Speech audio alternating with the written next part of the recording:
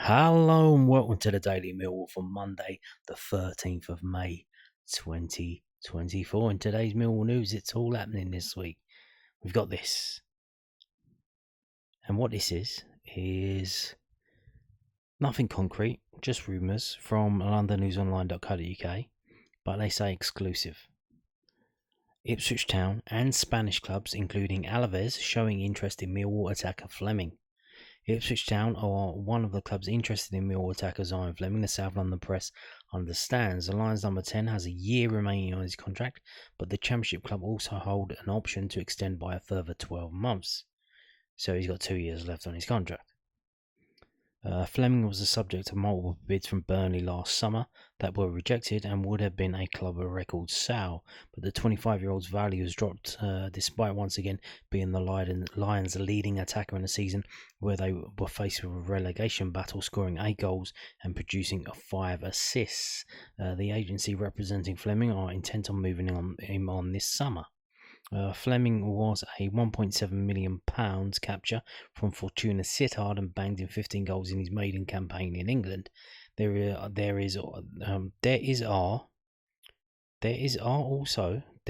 also clubs in Spain, including Alaves, that are keen on the Dutchman, but some of those want the initial deal to be a loan with an option to buy. Flemming was also the subject of interest from San Jose Earthquakes before the MLS transfer window recently closed, although they never actually came with a firmed up move for the former Ajax youngster. So there you go. So once again, Flemming's agents are getting busy with it. So there you go.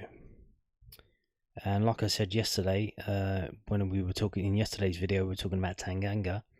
It wouldn't surprise me if Ipswich Town come in, because Ipswich Town, for how good they were, they need to upgrade their players massively to get into the Premier League. But if they spend too much money on players which are too good, when they go back down, they're just going to have to jettison them off again. So what's the point in that? You spend massive amounts of money in transfer fees to bring in players that if you go down, then you have to sell them all for massive, probably slightly reduced transfer fees because they've proven not to be good enough for the Premier League. So what you do is you bring in a player from, well, where are Ipswich going to get their players from? Well, from Millwall. Ipswich and Norwich are the two most easterly professional clubs in this country, and they're kind of disconnected from the rest of the country. East Anglia's off out there on a kind of peninsula, and they have to get their players from North London, East London, and you would say probably southeast of England, maybe as well, maybe South Yorkshire, but that's miles away from Ipswich Town. So it wouldn't surprise me if Ipswich are looking at West Ham, Millwall, Tottenham, Luton, and seeing who they can pick up from them. The other option is they just go to the clubs that are relegated and try and get the players from them. But then they don't need to sell because they got parachute payments, but they can cherry pick. Ipswich can cherry pick. They've got money now. They've got Premier League money. So they can buy players from the Championship. They can make outrageous offers, although once again, Millwall seemingly rejected a firm £8 million. Some saying is up to 10 last season. What are Ipswich Town going to pay now? And I told you in yesterday's video as well. At the end of the video, we looked at the season stats. Flemming was top of them for some 2 years in a row. He's played a lot of games. Barely been injured. Clearly keeps himself in shape. Played in every Championship game last season. 43 starts and 3 substitute appearances, and was a top scorer. Had the most assists, had the most shots on goal. So, yeah, there you go. But again, when you see this, it's quite clear Does Flemming want to leave? Is it just his agents trying to get him more money? I don't know. We'll see. But Millwall, are they gonna just keep batting off the offers again, or do they cash in? Some are suggesting that the two situations are linked. That obviously Millwall and Spurs have apparently agreed a deal for Tanganga. Is the Flemming transfer going to pay for that? But then, how do we score goals? Are we gonna draw every game 0-0 or try and win 1-0 with a souped up defence? How do we score goals up the other end? How do you do that? Do we get obviously if Tanganga comes in, then we don't need to loan in a defender that we've done for the past 3 seasons. So then we probably loan in a forward, but Championship's a tough league. Who are you going to get to loan in? You're going to get a junior player from the Premier League to come in on the loan and score goals in the Championship. That's not going to be that easy to do. Do we play the players that we've got and just hope that they grow into the role, like Imaku? What can Imaku do what Obafemi can do? We'll see. Obviously, I think the difference between Obafemi and Imaku is that probably Obafemi's got a bit more strength on him. But that's partly due to he had a bit more meat on his bones, didn't he? So there you go. We'll see how we get on. But again, it's going to be a busy summer.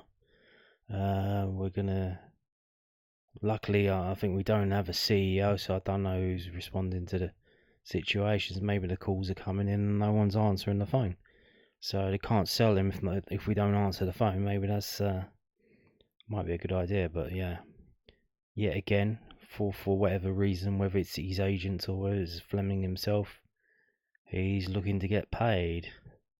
Although going to Alaves, I'm not sure about that. So, and what is the situation here then? So how does that work in terms of tapping up? Is there a clause in the contract that his agent can go out there and try and get a better deal? Or what's with the tapping up rules? Do they not exist anymore? You can just go around and the agent can just go to other clubs and say, my client wants to leave. Are you interested in him? And just call everyone up. I don't know. Very weird. But here we go again. This time, I think a lot of people last time said, well, 10 million, 12 million, that's insane. Let's get that money. And then we didn't, because we thought we were going to have a go. We ended up in a relegation battle, and ouch. So what happens now? So if Ipswich Town bid 12 million, do we take it? I don't know. Well, it's not up for me to decide. I'm just a Millwall fan. But what do you do? And then if you do take it, other clubs, when you go and try and buy a replacement, they know you've got money. So what do you do then? But anyway, there we go. I'm sure it's all going to work out in the end. So yeah, let's keep your fingers crossed and hope it turns out okay. Now, let's move on to this, also from londonnewsonline.co.uk. Neil Harris, now you would think, big stuff happening, big 3 people seemingly getting tin-tacked at the club, at the top of the club. Let's call up Neil Harris and see what he has to say. Well, no, I'm sure he switched his phone off, or he's not talking about it, which is fair enough. This is from last week. They spoke to him and they probably held on to this and waited to put it out, because they have to put out stories every week now, from now until the start of the season. So yeah, good luck with that. Millwall boss Neil Harris on summer shutdown with superb points return since championship return. Millwall signed off their championship season with a fifth straight victory, with only Ipswich Town taking more points than them since Neil Harris returned to SC16. The Lions were 1 point above the bottom three when the club's all-time record goal scorer replaced Joe Edwards as head coach on February the 21st. Casper Nor's winner at Swansea City at the weekend ensured Millwall finished 13th, 9 points clear of Birmingham, who filled the final drop spot. Millwall won 8, drawn 2 and lost 3 of the 13 games under Harris. The 26 points collected, only bettered by Ipswich 27, who have won automatic promotion to the Premier League. A 1-0 win at Sunderland in the 44th league match of Millwall's season ensured mathematical safety, and Harris was nominated for Championship Manager of the Month in April. Asked if he did not want the season to end, Harris told the South London Press last week, it's been a yo-yo season for myself, a lot of highs and lows for me personally. Getting a break will be important. For the football club, we finished on the high, so yes, we could have rolled into next week and would have fancied staying unbeaten, home or away, because we had that feeling about us.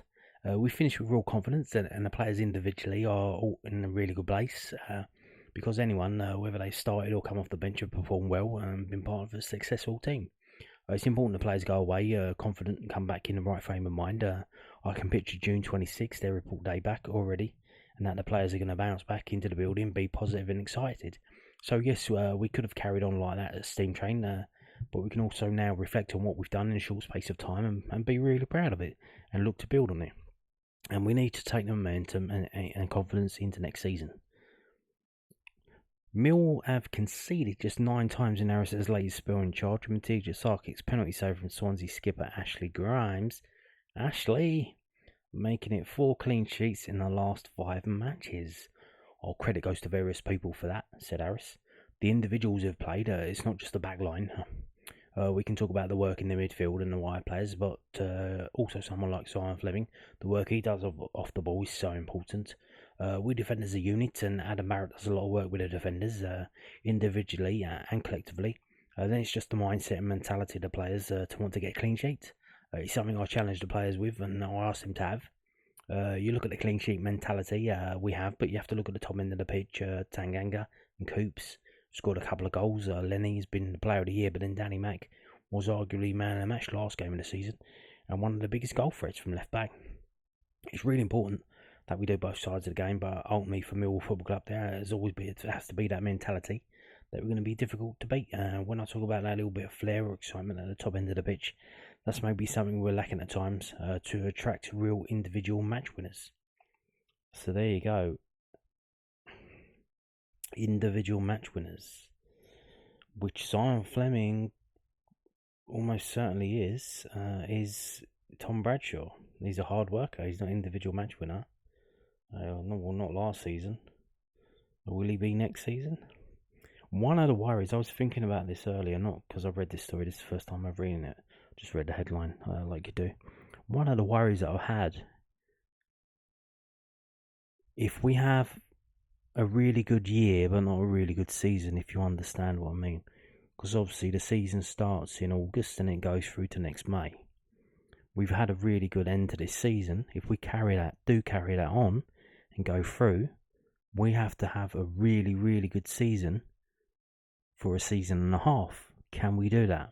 Because I've got the really bad feeling that we will start well next season, but we'll fade towards the end of the season in 2025, and then you add it all up and you think, we had a good season, but it was split over 2 seasons, if you get it. So that's what I think might be happening, which would be a shame.